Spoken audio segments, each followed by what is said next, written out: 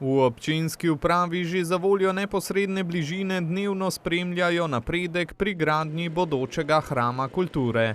Zdaj se dela temeljna plošča, do zdaj je bil kar zahteven izkop, sedaj pa temeljna plošča in na to bo začel dom vidno rasti vsakodnevno, tako da ja, tega se veselimo, tedensko imamo koordinacijo z samim izvajalcem.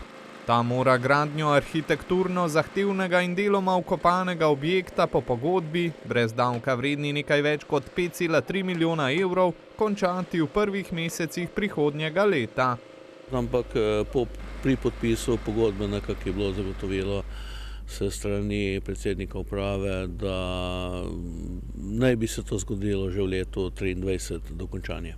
Skoraj nič energijski večnamenski dom, za katerega so na razpisu kulturnega ministrstva pridobili 1,4 milijona evrov nepovratnih sredstev, nadajajo pa se tudi denarja Eko sklada, je izjemnega pomena za škocjansko občino in širšo okolico.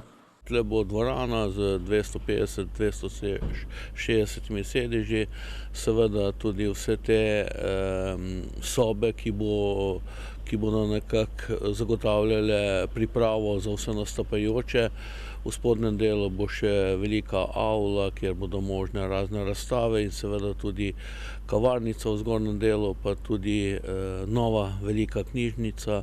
Drugo, nekoliko manjšo dvorano bodo po besedah župana zaradi prostorske stiske začasno namenili predšolski vzgoji.